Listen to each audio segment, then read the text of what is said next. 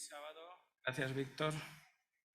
Gracias por la historia de los niños también. Hablar de la resurrección en una iglesia que cree que Cristo va a volver pronto parece algo redundante, pero quizás reflexionar sobre la resurrección, el proceso de resurrección y lo que se desprende de ello puede causarnos todavía a nosotros más admiración todavía, si cabe, por Jesucristo. Decía el gran teólogo protestante Karl Barth que si desplazamos la resurrección de Cristo de nuestro pensamiento es como perder el sentido y el nervio de la vida cristiana. Que si sacamos el axioma de la resurrección de la ecuación, el mundo se quedaría perdido. La resurrección toma un tono más importante todavía, si cabe, cuando ese evento o ese suceso se traspasa también a la posibilidad de que sus hijos, los que perecieron, puedan también resucitar. Entender la resurrección parece simple, pero no es sencillo para nada. El proceso de resurrección es un proceso bien extraño porque sucede en la intimidad de aquel lugar donde fue puesto Jesús. No sabemos muy bien el proceso en sí cómo es metafísicamente, solo vemos el resultado de un Jesús resucitado con un cuerpo transformado que puede ser tocado, pero que aparece y desaparece. Si alguna vez te has planteado cómo será eso de un cuerpo glorificado, solamente debes fijarte en la figura de Jesús. Es tangible, mete tu mano en mi costado, mete tu mano en mis heridas, puede comer, porque tenían miedo los discípulos, pero a la vez aparece en el lugar y desaparece de su vista. Para hablar de la resurrección tenemos que posicionar la resurrección en su contexto. Y aunque parece sencillo, la realidad es que hoy día muchas personas frente al problema de la muerte han intentado dar una explicación a la muerte de muchas maneras. Empiezan a creer en la transmigración, en la resurrección, o quizás en la descarnalización, el cuerpo se queda y el alma se va. Y quizás todas ellas son fruto de una visión errada de cuál es la naturaleza del hombre. Así que si me permitís, vamos a empezar desde este punto. Cuando Dios creó al hombre, ¿cómo configuró y qué naturaleza tiene el hombre? El capítulo 2 de Génesis y el versículo 7 ya nos va a decir algo interesante. Y esta es la esencia, la raíz, para entender lo que sucede con nosotros una vez que morimos. Dice el hombre, entonces Dios formó al hombre del polvo de la tierra y sopló aliento de vida y fue el hombre un ser viviente. Dos elementos importantes en esta formación del hombre, el cuerpo, la palabra basar en hebreo, más el ruaj, que es la palabra espíritu o aliento de vida. La suma del basar y el ruaj es un nefes, un alma viviente. ¿Sí? Necesitamos los dos componentes para ser un alma viviente. Ezequiel 12:7 nos va a decir que cuando uno muere, el polvo vuelve al polvo y el espíritu vuelve a Dios que lo dio. Y la persona deja de existir. Esto es lo que la Biblia dice acerca del estado de los muertos. El basar se descompone, que es el cuerpo, la materia, el aliento de Dios vuelve a Dios. Ahora, la pregunta que nos hacemos es si el alma puede morir. ¿Pensáis que el alma puede morir?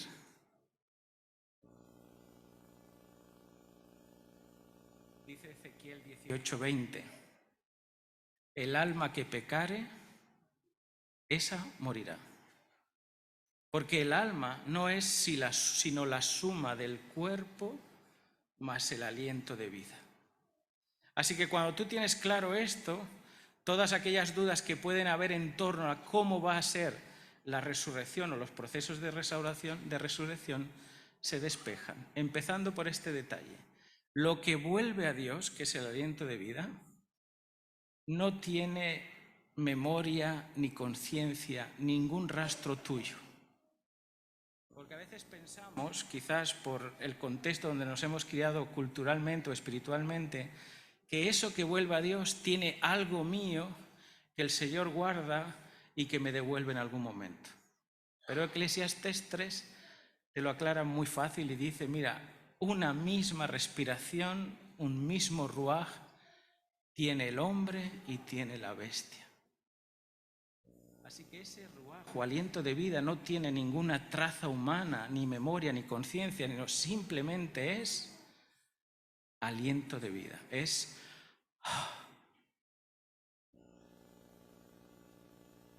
así que si nosotros sabemos que el alma que somos tú y yo puede morir, entonces debemos encontrar una solución a eso. Y ese es el problema del ser humano, que Dios puso en nosotros eternidad y cuando nos enfrentamos a la muerte, se conmueven en nosotros cosas extrañas, porque no queremos dejar de existir. Y como no queremos dejar de existir, inventamos vidas paralelas o posteriores a ese momento para que, de alguna manera, la vida se prolongue. ¿Por qué las personas piensan que el alma no muere? Básicamente porque han hecho de esta suma una suma errada. Imagínate que si el cuerpo equivale a un 1 y el aliento de vida equivale a 2, 1 más 2, ¿cuánto es? 3. El problema es que algunas personas han confundido el resultado con el número 2, que es el ruaj. Y han puesto así, cuerpo más alma es igual a alma. El resultado estaría mal, porque la Biblia te lo deja muy claro. Un alma es un ser vivo, un nefesh hayah, ¿no? A veces dicen, mira, la iglesia estaba tan llena que no cabía un alma. ¿Qué estás diciendo? No es algo etéreo, gaseoso, vaporoso, sino que se trata de una persona. Cuando tú tienes esto claro, entonces puedes empezar a entender un poco más que el problema de la muerte y el problema de la resurrección tiene como base y origen la inmortalidad. Y el único que tiene inmortalidad, según 1 Timoteo, es Dios. El ser humano antes del pecado tenía una inmortalidad condicionada a su dependencia con Dios, a su conexión con Dios y visualmente incluso a ese momento de comer como acto de adoración del árbol de la vida. Y su vida de esta manera era una inmortalidad condicionada. Una vez que el hombre es expulsado del Edén y privado de comer del árbol de la vida, el hombre no es inmortal. Es verdad que los hombres antes del diluvio parece que viven muchos más años que lo que nosotros vivimos, pero en realidad cuanto más lejos del Edén, más degradación en todos los sentidos, no solamente mentales, sociales, físicamente también, muy distantes de lo que Dios había imaginado. Así que podríamos decir que cuando alguien muere, simplemente duerme, dice Eclesiastés 9, su mente es puesta en reposo, no tiene más participación con nada de lo que pasa en el cielo y en la tierra, y no puede adorar, no puede cantar, no puede reír, no puede llorar, simplemente es puesto en reposo hasta el día que el Señor regrese. Algunas personas piensan que cuando alguien muere, directamente su alma, porque es una mala comprensión del ruaj, se va a Dios o se va a otro lugar que llaman infierno. Y no es el tema de hoy. Pero sí quiero haceros una referencia a esto. Si eso fuera así, ¿por qué Dios insiste tanto en el Nuevo Testamento que cuando venga el Señor y suene la trompeta, los muertos en Cristo resucitarán primero? Si uno cuando muere se va al cielo directamente o al otro lugar, ¿qué sentido tiene la segunda venida y la resurrección? Pero cuando tú comprendes lo que la palabra de Dios dice, todo tiene sentido. En el Antiguo Testamento, los creyentes del Antiguo Testamento, las personas que experimentaron su relación con Dios en el Antiguo Testamento, también tenían un concepto claro de la resurrección. Job, por ejemplo, en el capítulo 19 dice: yo sé que mi Redentor vive y que al fin se levantará sobre el polvo, y que después de que desecha esta mi carne ha de ver a Dios, y lo veré por mí mismo. Mis ojos lo verán y no los de otro, pero ahora mi corazón se consume dentro de mí. Job tenía muy claro de ese momento donde el polvo incluso no quedase nada, volvería a ser restaurado para ver con sus propios ojos a Dios. Algunas personas a veces me preguntan: pastor, ¿los creyentes debemos incinerarnos? Cuando uno muere tiene que incinerarse. ¿Es bueno, es malo incinerarse? Y yo les hago una pregunta igual. ¿Necesita Dios materia, una lápida, un lugar para tener conciencia donde ha caído cada uno de sus hijos? Hasta el mar devolverá a sus muertos, dice la Escritura. Nadie los endechó, nadie los enterró. Quizás las corrientes lo llevaron de un lugar a otro, pero a la palabra de Dios la materia vuelve a tener existencia. En el Salmo, David también dijo en el Salmo 17: veré tu rostro, tu justicia, y estaré satisfecho cuando despierte a tu semejanza. Isaías también describe a: despertad a los moradores del polvo, porque tu rocío, como rocío de hortalizas, y la tierra entregará a sus muertos. Ahora, cuando hablamos de la resurrección en relación a Jesús, las cosas tienen un calado mucho más profundo. Porque la resurrección de Jesús fue algo ya anunciado. Jesús, en varios momentos de su ministerio, él iba diciendo que él va a morir, que todavía no ha llegado su hora, y acompañado a ese mensaje de que Jesús va a morir y que todavía no ha llegado su hora, él añade este detalle: pero al tercer día resucitará. Al tercer día resucitaré. Hablar de la resurrección de Cristo es también hablar de la muerte de Jesús. ¿Qué muerte murió Jesús en la cruz? Porque esta es una pregunta que debemos hacernos. Sabemos que Romanos 6:23 dice que la paga del pecado es la muerte. Pero Jesús no había cometido pecado. ¿De qué muerte murió Jesús entonces? Segunda de Corintios 5 y el versículo 21 nos dice que al que no conoció pecado, por nosotros se hizo pecado, para que nosotros fuésemos hechos justicia de Dios. La muerte de Cristo no fue la muerte de la paga del pecado, sino la muerte de esa separación definitiva que nos elimina o nos anula o nos impide la continuidad de la presencia de Dios. Y es esa famosa muerte segunda que Apocalipsis 20 nos habla. Bienaventurado el que tiene parte en la primera resurrección, porque es para vida. La segunda resurrección es para destrucción eterna. Y cuando habla de eterna, no es un fuego eterno que se consume, sino que es algo definitivo. La muerte que murió Jesús en la cruz fue la muerte segunda de toda la humanidad. Y esa muerte crea separación. Y por primera vez en toda su existencia Jesús dijo: Padre, ¿por qué me has desamparado? Cristo muere no por la paga del pecado, sino por la segunda muerte, que es la muerte definitiva, y como la tumba no podía retener a alguien inocente, porque la paga del pecado es esa. La realidad del hombre es que yo cometo pecado y muero. Y en él no había, la tumba no pudo retener a Jesús. Elena White nos describe este momento en cual Jesús es muerto y puesto en la tumba, y cómo no solamente la guardia ni los que velaban para que nadie quitase el cuerpo de Cristo, sino ella describe también las huestes satánicas estaban en aquel lugar para retener a la fuente de vida en aquella tumba.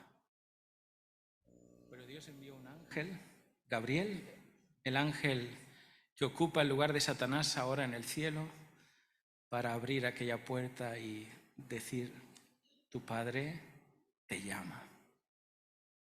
¿Sabéis? Cristo resucitó de entre los muertos como primicias de los que dormían. Y no era la primera vez que hay una resurrección en la Biblia. Si te vas al Antiguo Testamento, tú vas a encontrar muchas resurrecciones, o algunas. Y el propio Jesús va a hacer algunas resurrecciones. ¿Por qué la Biblia lo define de esta manera? El primogénito de la resurrección. Cristo resucitó como primicia de aquellos que dormían. Y estaba representado este evento de la resurrección de Jesús con una festividad judía que era la fiesta de las gavillas, o la fiesta de las gavillas mecidas. Su resurrección se realizó en el mismo día que la gavilla era presentada delante del Señor. Esa gavilla era elevada, era mecida, y una vez que se presentaba esa gavilla, entonces es que el pueblo podía comenzar a cosechar. Se juntaba simbólicamente los primeros granos maduros del campo, y la gente que subía a Jerusalén para la Pascua agitaba esta gavilla como agradecimiento a Jehová. Y no se podía meter la hoz en la mies hasta que se hiciese eso. Dice Elena White que al resucitar Cristo sacó de la tumba una multitud de cautivos. Cuando Jesús muere, a la hora que está a punto de morir, se ocurre un gran terremoto, dice la Biblia.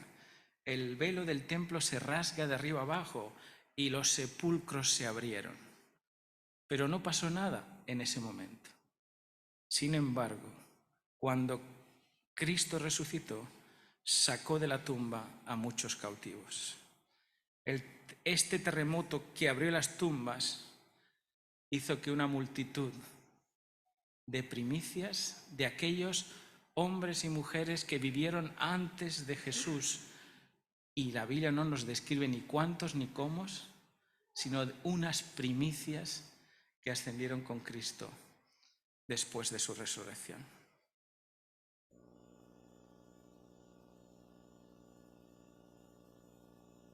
El proceso interno de la resurrección es bien extraño, pero tenemos un ejemplo más o menos visual cuando hablamos del Valle de los Huesos Secos. ¿Os acordáis de aquel pasaje que le dice al profeta: profetiza sobre estos huesos secos? Y él profetiza sobre esos huesos secos, y él habla de una construcción. Empiezan los tendones, músculos, piel, y finalmente se le devuelve el aliento de vida. Yo no sé cómo será ese proceso, no sé si va a ser algo visual, pero el resultado va a ser algo glorioso. Aunque esta desecha mi carne, dice el profeta, mis ojos han de ver a Dios. Esa es nuestra esperanza. Por eso Pablo insiste en este versículo que hemos leído: si Cristo no resucita, entonces nuestra fe no tiene sentido, porque Él es el que ha abierto la puerta para que tú y yo un día podamos enfrentar la muerte a través de la resurrección.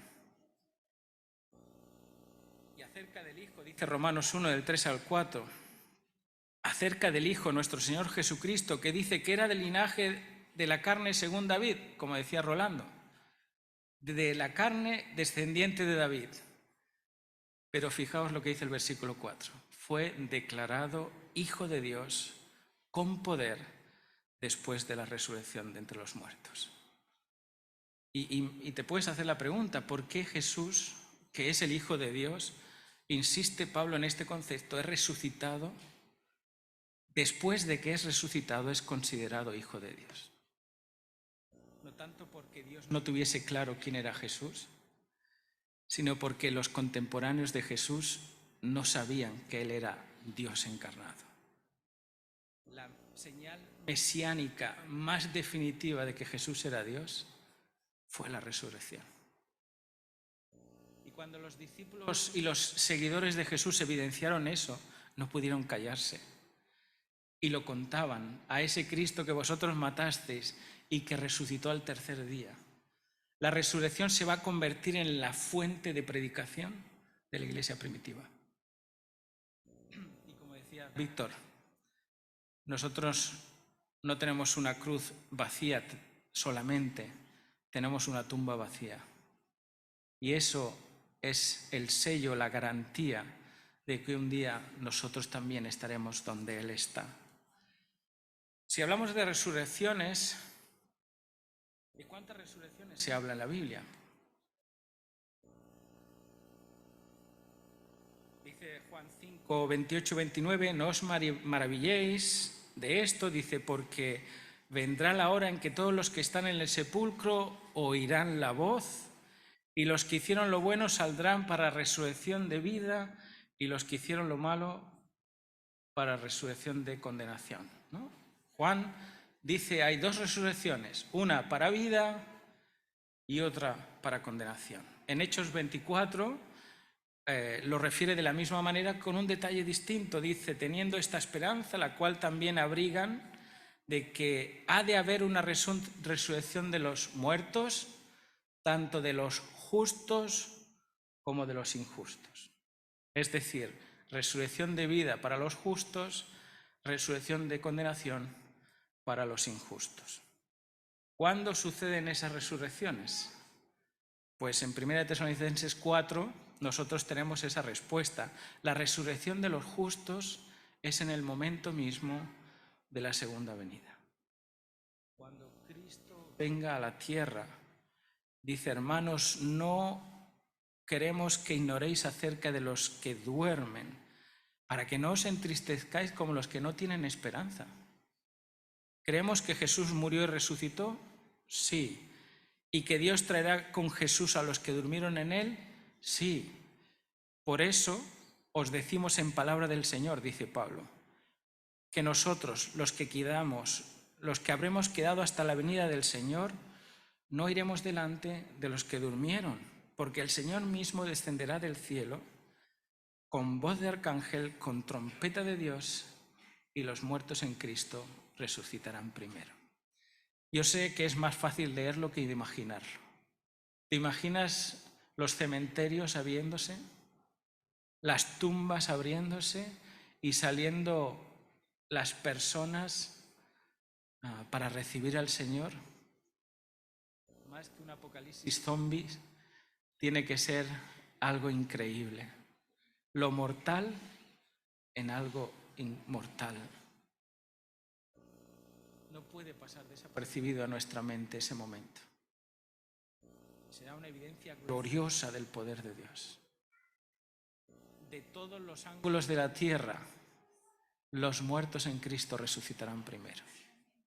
Muchos tenemos familiares, amigos y conocidos descansando. Los volveremos a ver. Y eso es extraordinario, hermanos. Por eso nuestra fe no está muerta. Nuestra fe está viva.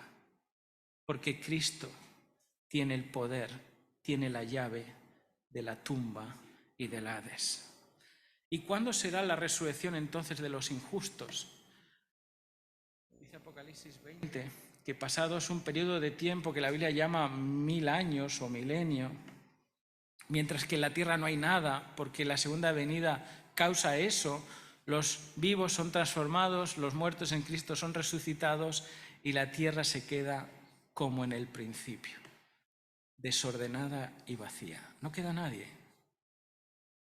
Dice que los cuerpos quedarán sobre la tierra como estiércol, nadie los podrá enterrar porque no quedará nadie en la tierra. 1000 años sin ninguna actividad en esta tierra. Durante ese tiempo, los hijos de Dios en el cielo, en el lugar preparado, reinando y juzgando, como dice Pedro, en la presencia de Dios. Y después de ese momento, dice el texto de Apocalipsis 25:6, pero los demás muertos no volvieron a vivir hasta que se cumplieron 1000 años. Bienaventurado el santo que tiene parte en la primera resurrección, porque la segunda muerte, que es la muerte que murió Jesús, no tiene potestad sobre ellos, porque Cristo murió esa muerte por ellos, sino que serán sacerdotes de Dios y de Cristo y reinarán por 1000 años. Hasta ahí está muy bien, ¿verdad? Entender que hay dos resurrecciones, la de los justos y la de los injustos. Pero ¿y si te dijese que hay una resurrección más? ¿Qué dirías tú? Vamos a leer dos textos muy interesantes. Apocalipsis 1:7. Este texto es muy claro. He aquí dice que vienen las nubes de los cielos, todo ojo lo verá, y los que le traspasaron y todos los linajes de la tierra harán lamentación por él. Sí, amén. Así que mira, para empezar aquí tenemos un detalle interesante de algunas personas que quizás mueran hasta 3 veces y resuciten 2. Los que traspasaron a Jesús, ¿no? En el juicio de Dios, de Cristo, Mateo 26, del 63 al 64, Caifás le decía: te conjuro en el nombre del Dios viviente que me digas si tú eres el Cristo, el Hijo de Dios. Y Jesús les dijo: tú lo has dicho.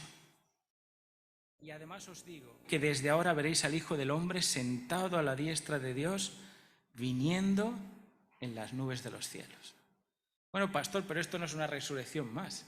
Es decir, en el momento que resucitan los que muertos en Cristo, justos, pues también resucitan esos y ven a Jesús y se cumple lo que Cristo había dicho.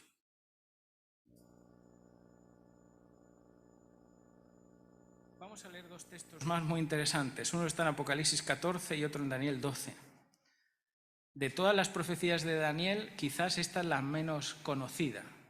Si nosotros leemos el libro de Daniel y nos focalizamos en los periodos proféticos, podríamos hablar de las 2300 tardes y mañanas, y en esas 2300 tardes y mañanas hay varios periodos proféticos: las 70 semanas, los 1260 días, los 1290 días y los 1335 días. Casi todos los que conocéis vosotros, ¿os recordáis? 70 semanas, 1260 y hasta 1290. Pero ¿quién me puede explicar la profecía de los 1335 días? Porque esa profecía en Daniel 12, 12 y 13 dice: bienaventurado el que espere y llegue a 1335 días. Y tú irás al fin y reposarás y te levantarás para recibir la heredad al fin de los días. Parece que este periodo profético solamente es enunciado como una bienaventuranza. Bienaventurado el que llegue y espere a 1335.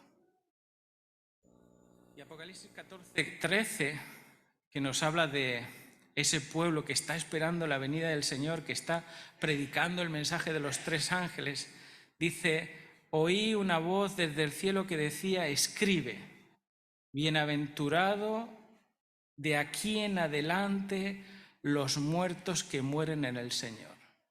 Sí, dice el Espíritu, descansarán de sus trabajos, porque sus obras con ellos siguen.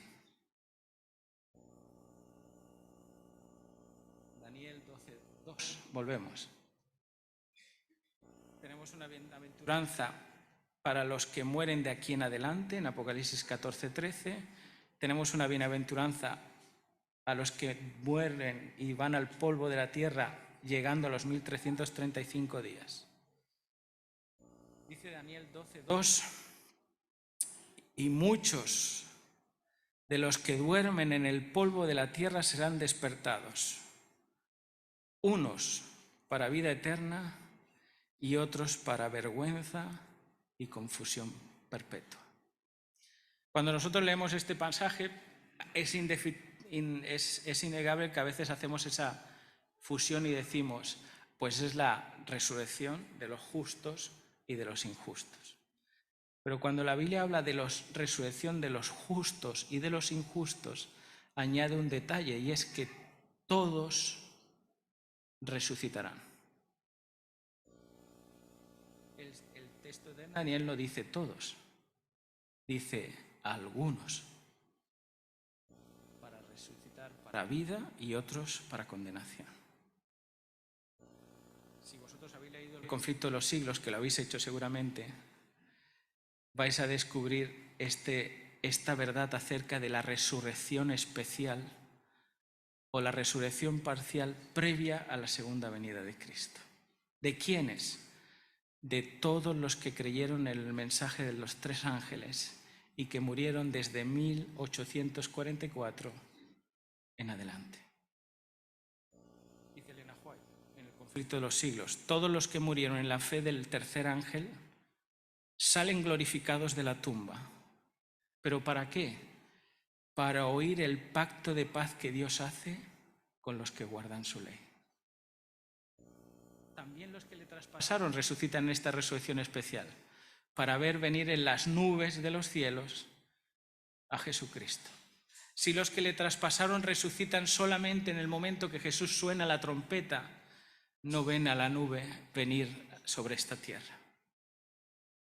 Y todos los que murieron confiando en el pacto de Dios y en la verdad de su sábado como señal, oirán ese pacto y esa voz que dice el día y la hora en la que Jesús va a volver. Así que no puede ser que lo descubran en el momento que se despierten, sino en un momento previo a la primera resurrección. Así que cronológicamente sería resurrección parcial y la resurrección de los justos. Y después del milenio, la resurrección de los injustos. ¿Cuándo será esa resurrección y por qué esa resurrección tiene esa virtud de resucitar a algunos, no a todos, algunos, para escuchar la voz de Dios y ese pacto que Él hace con Dios? Apocalipsis 8:1 es uno de esos pasajes que finaliza de manera abrupta toda la descripción que se está haciendo en Apocalipsis de los 7 sellos. Y va rompiendo un sello y va aconteciendo algo en la tierra o en el cielo. Pero aquí es que se rompe este séptimo sello y lo que se produce, dice, es un silencio de media hora. Claro que cuando nosotros nos acercamos a los textos bíblicos y en este contexto los textos proféticos, tenemos que aplicar pues ese detalle de Ezequiel 4:6, ¿no? Día por año contarás en profecía, ¿sí? Así que un día equivale a un año. Un día tiene 24 horas. Un año judío tiene 360 días. 360 entre 24 te da lo que es una hora, 15 días. La mitad de 15, 7. Una semana. Una semana es el tiempo que tarda el cielo en venir a la tierra para restaurar a su pueblo. Una semana desde que sale del santuario y declara hecho está, y declara el día y la hora, y que Elena White nos dice solo los salvos entenderán esa voz, los demás oirán truenos y lluvia, y declarará el día y la hora exacta en la que Jesús viene. Es el pacto que hace Dios con los que guardaron y esperaron hasta 1335 y los que murieron de ahora en adelante para recibir esa palabra. Ahora la Biblia dice que todo ojo verá a Jesús y uno se puede pensar cómo es que todo ojo verá a Jesús. Si la tierra es redonda, seguimos creyendo que es redonda, aunque hay algunos terraplanistas en nuestros medios. ¿Cómo es que todo el mundo le verá. Pues la televisión, esto es fácil, ¿no? Todo el mundo ahí proyectamos, internet. Dios no puede ir en contra de sus propias reglas. Él no puede cascar la tierra como un huevo y ponerla así para que nosotros lo veamos. Él va a usar sus leyes naturales para mostrar su poder. ¿Y cómo lo va a hacer? Si durante 6 días tú vas viendo la nube que se va acercando y cada vez es más grande y más grande y más grande y va llenando la tierra, todo ojo le verá.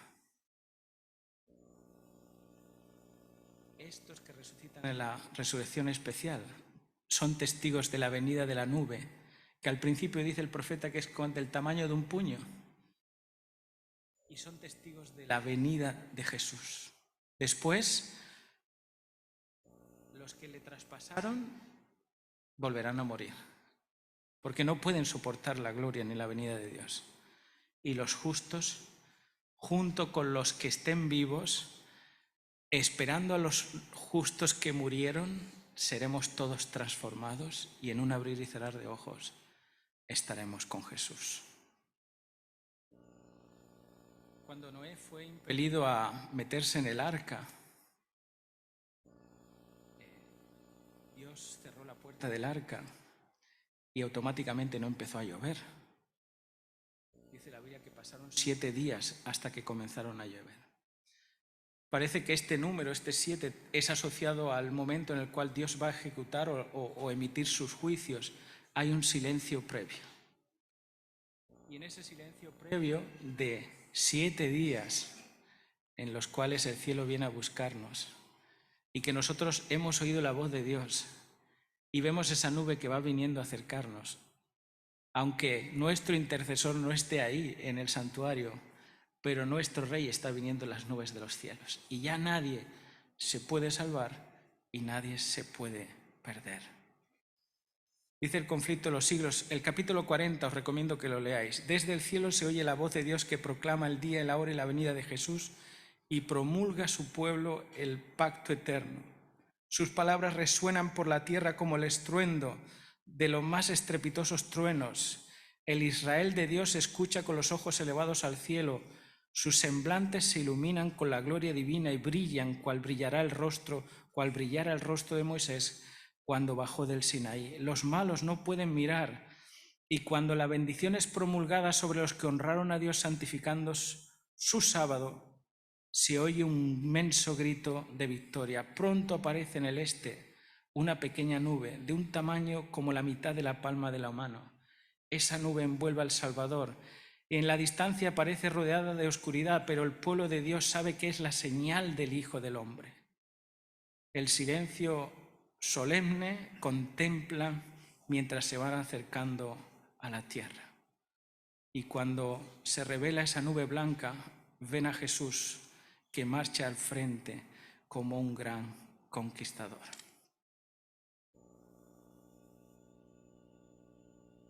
En Primeros Escritos ella misma también dice que Jesús, al pronunciar ese pacto con los guardadores del sábado, dice que estos son resucitados para escuchar este pacto que Dios ha hecho con los que han sido fieles y han observado a sus sábados. ¿Quién va a oír este pacto? 2 grupos de personas, los 144.000, que es un número simbólico que nosotros tenemos en el tiempo del fin y representa a aquellos que estén vivos en ese tiempo, más todos los que son bienaventurados porque llegaron a 1335 días.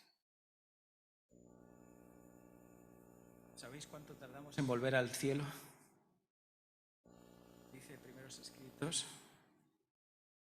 Juntos entramos en la nube y durante 7 días ascendemos por el mar de vidrio, donde Jesús saca coronas, nos las pone con su propia mano y nos da arpas y palmas de victoria.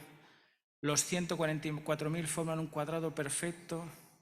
Algunas coronas brillan más porque están cuajadas de estrellas, mientras otras tienen muy poca, y sin embargo todos están perfectamente satisfechos con su corona. Van vestidos con resplandeciente manto blanco desde los hombros hasta los pies. Hay ángeles en todo nuestro alrededor mientras vamos por el mar de vidrio hacia la puerta de la ciudad. Jesús levanta su potente brazo y, poniéndolo sobre las perlinas puertas, hace girar los gones y dice: en mi sangre lavasteis vuestras ropas y estuvisteis firmes en mi verdad. Entrad.